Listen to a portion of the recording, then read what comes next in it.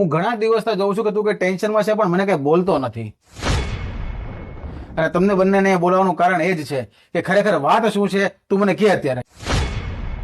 એ તો કંઈ નહીં કે ભાભી, પણ અત્યારે બિઝનેસમાં બહુ મોટો લોસ થઈ ગયો છે. મકાનના હપ્તા પણ ચડી ગયા છે અને હપ્તાવાળા ઘરે 2-3 વાર આવી પણ ગયા છે. સાચું કહું ને તો ખાવાના ફાફા પડી ગયા છે. આટલું બધું થઈ ગયું તું મને કહેતો પણ નથી. તને યાદ છે અમારા બંનેના એક્સિડન્ટ થયેલા હતા, અમે બંને હોસ્પિટલાઇઝ હતા અને હોસ્પિટલના બિલ ભરવાના પૈસા અમારી પાસે હતા નહીં.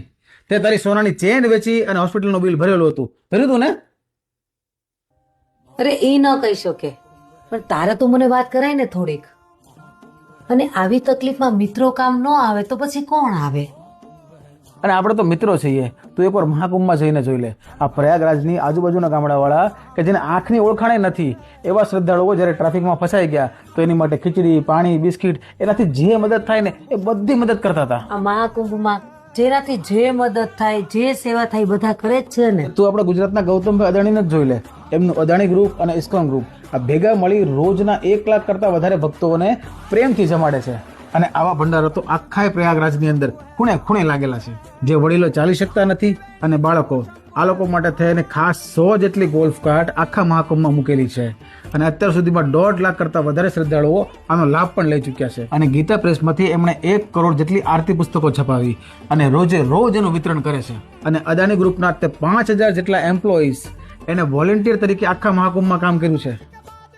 અને આવી સેવા તો મહાકુંભના ખૂણે ખૂણે લોકો કરી રહ્યા છે. કહેવાનો મતલબ એટલો જ છે કે જે લોકોને આંખની ઓળખાણ નથી છતાં પણ એ લોકો એકબીજાને દિલથી સેવા કરે છે, જે થાય એ મદદ કરે છે. તો આપણે તો બાળપણના મિત્ર છીએ અને તું તો મારો નાના ભાઈ જેવો છો. તો આ તકલીફમાં એ તારા મોટા ભાઈને યાદ ન કર્યો?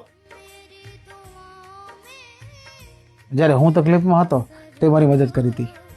તો અત્યારે મારી વારી છે. બોલ કેટલાની જરૂર છે? તકલીફમાં આપણા જ કામ ન લાગે તો કોણ લાગે? પારો હાલે, ને હજી જરૂર પડે તો કહેજે.